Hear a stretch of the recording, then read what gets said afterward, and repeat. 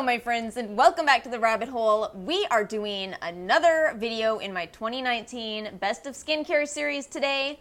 We are covering my opinion on the best moisturizers. If you want more information on this series, I will have a link to the playlist in the description box below, as well as links to all of the products, so let's not waste any time. I feel like I might have a lot to say in this video, so let's jump into it. So bearing in mind that my goal in this series is to kind of share with you my experiences and what I feel are the best products, but to do it as honestly as possible, and I feel like we need to start this video off with kind of an important conversation about moisturizer as a whole. I guess I kind of suspect that people might have some rather complicated ideas of the purpose of moisturizer, when really the ultimate point of it is to lock moisture into your skin to prevent transepidermal water loss. And if I'm being completely honest with you here, I do think that it is very possible to cut cost, especially on moisturizer. I think that if you are on a budget, if you don't really care that much about skincare, it's just not your thing, I think you will be completely fine using good old CERAVE. I was actually kind of hesitant to start this video off this way because I know that not everybody likes this product. I've read the reviews, some people find it too heavy, but you know, the truth is, this is recommended by a lot of dermatologists for a good reason, and that is that it prevents that transepidermal water loss. It does lock your moisture in, and again, that's the purpose of moisturizer. I feel like part of the complication of not just moisturizer, but skincare as a whole is that there's not just one skincare community. Instead, there are multiple different opinions of skincare, and you can even see this very easily here on YouTube. You know, you have the ordinary and Dr. Dre community that follows this idea of why spend money on skincare that you don't need to. You also have the luxury groups. You have the people that are always at Sephora testing new Sephora skincare and love to talk about luxury products and love to talk specifically about, you know, the feel, the elegance of a product and incorporate the talk of the packaging into their opinion of the overall product.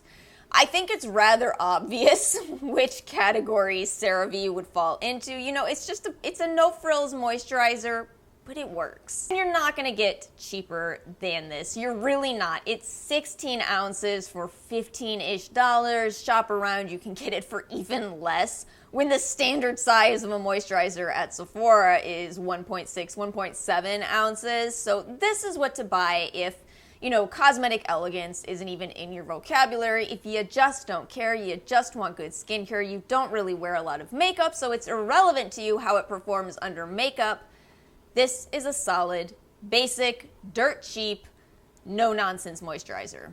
I do want to comment on a couple of things. With this moisturizer, it does contain Vaseline in it as petrolatum. It does contain parabens. So, you know, again, it's not going to be for everybody. Some people are not going to like those ingredients, but I stand by it. I stand by it being my best overall drugstore moisturizer because, again, it works. Also, one more thing, and then we'll move on from this. If you do not like the thick texture of this, CeraVe AM is a lighter texture. I've had a lot of people critique me for using this on my face, but this is a face and body product. It really is. It's heavy. Let's talk about my pick for best overall moisturizer, and if you guys saw my Dr. Lily fan video, you are going to be exactly 0% surprised that her moisturizer is in fact my pick. This is the Probiotic Recovery Cream. You know, I got to really thinking about this moisturizer. What I said in that video is that it does not feel like any other moisturizer that I've tried. It just sinks into the skin, but so effectively that it doesn't leave you feeling dry. Even if you do have a more dry skin type, it just disappears and you feel hydrated.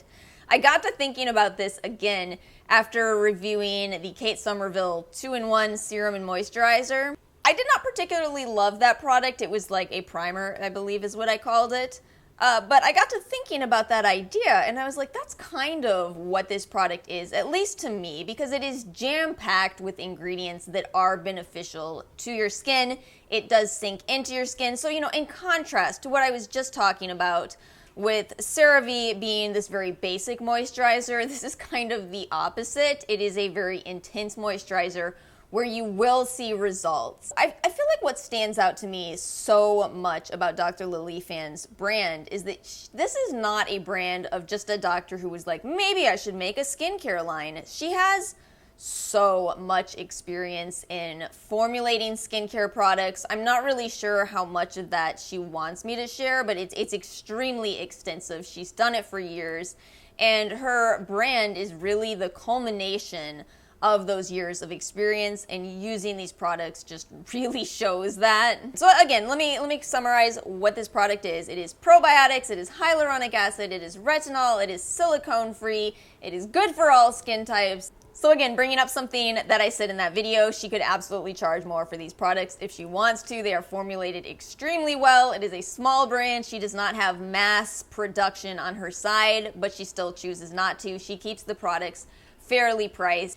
My pick for dry skin, I'm gonna go way back and talk about a product that I found kind of a while ago at this point, but I did fall in love with, and those of you that are OGs will remember this one. So this is the Benefit Total Moisture Cream. It's another one of those products that it doesn't fit in to the popular skincare community, and me saying it might make people side-eye, like, what Benefit? Aren't they the brow people? What is this girl talking about? But I genuinely swear this is one of the most hydrating moisturizers that I've ever tried, and here's the quirk with this one. It works under makeup. Now I suspect this product has quite a trick up its sleeves, and I think it is an ingredient called lanolin. Yes, lanolin in a moisturizer like you may have tried in a lip balm. While this is a little on the unique side, it's not isolated. You know, we just talked about CeraVe. That one has Vaseline. You know what else has Vaseline in it? La Mer. So there are certainly some very occlusive ingredients appearing in some of these more for dry skin moisturizers. I just happen to like this one because it works for me. It does contain some fragrance, so does Dr. Lily Fan's. By the way, I've got to make sure I mention this. CeraVe, of course, does not. But it works for me. That absolutely does not mean it's going to for everybody. It's also possible to have a lanolin allergy. So I don't want to sound like I'm recommending this too much, but I still personally really do love it.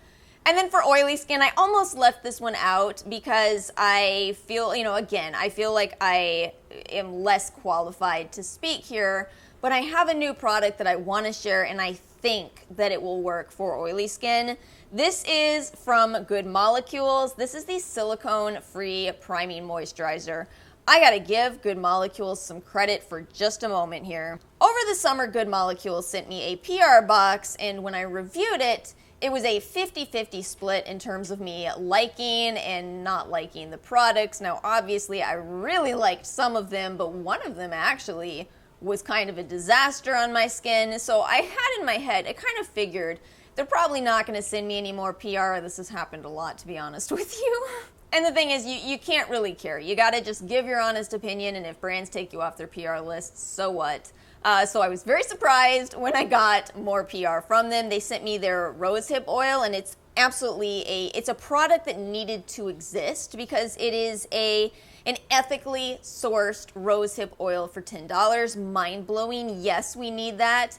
And this, too, is right in line with what I think Good Molecules is doing, and that is listening to customers. It is indeed silicone-free. It is also fragrance-free. It is also alcohol-free.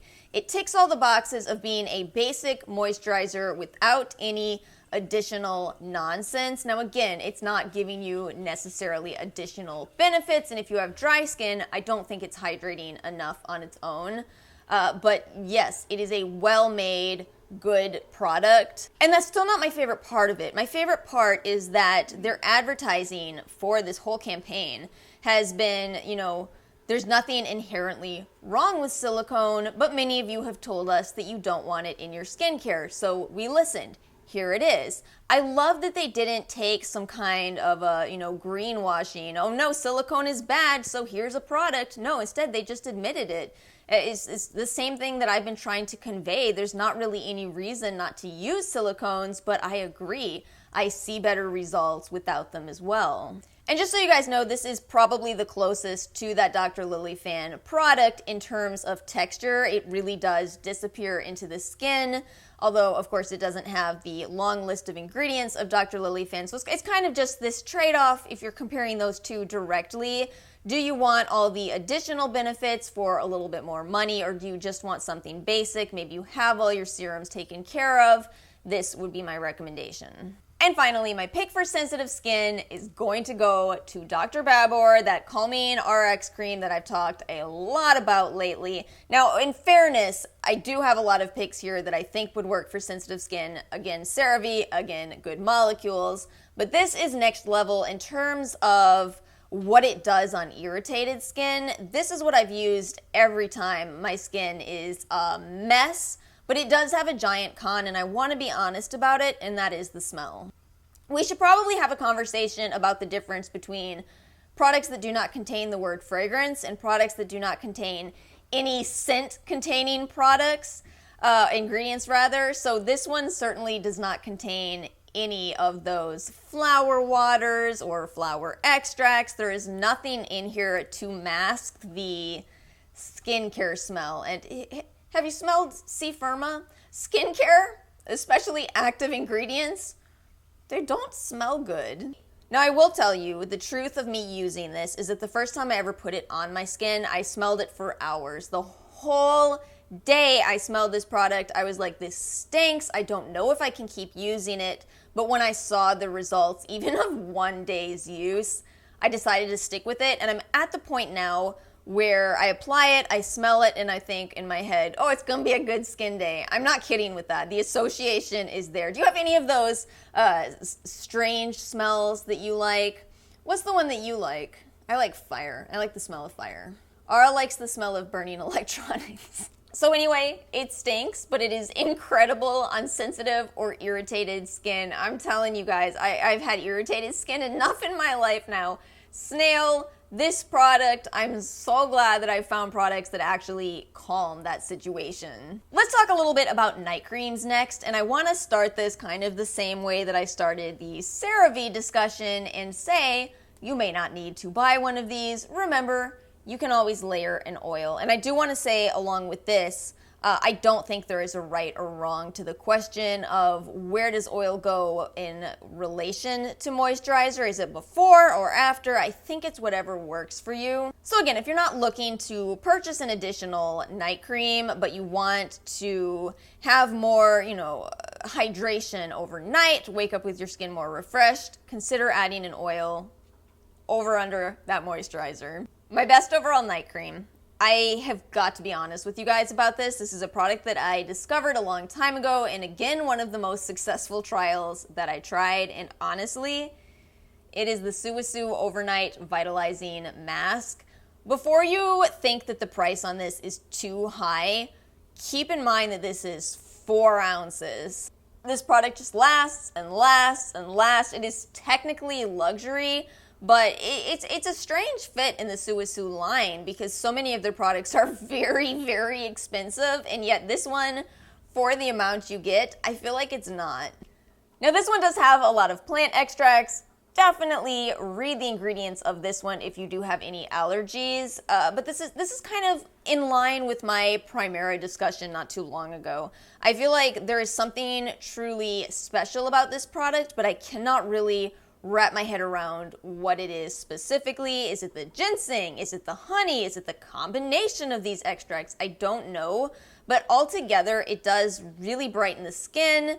It's an absolute joy to use because it smells like ginger, and yet it does not irritate my skin. Again, that is just me. I know that this could be one that might cause problems for some people, but I just had to pick it because I really do love this one.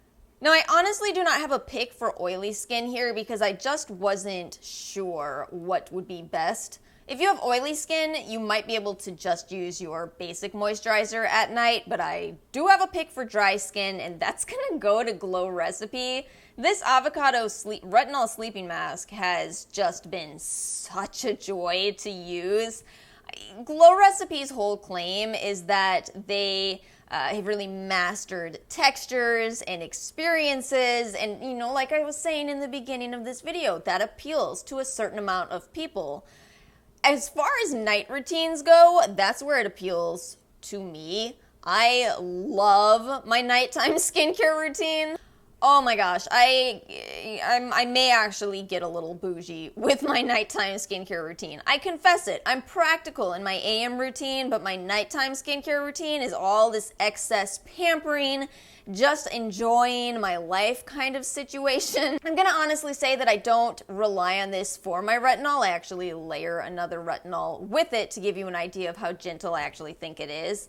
You know, I think that there is retinol in here. I do recognize that it's in an encapsulated form, so it's not as sensitive to light and air. But overall, I think it's just a really enjoyable, occlusive moisturizer that works really well for dry skin types. I don't think this one necessarily delivers on the ingredients as much as if it was in a serum format, but I still love it. Glow Recipe sucked me in. I was resistant with this, in all truth. I really was, but I love using it. I do have a pick for sensitive skin, one that is alcohol and fragrance free, and I'm going to give it to Clinique's Moisture Surge Overnight Mask. I actually thought about several Clinique products for the basic moisturizer portion of this video, but I'm going to give them the night cream. Again, like I said about Clinique in, was it my toners video? You got to keep on them and make sure they haven't changed their formulas.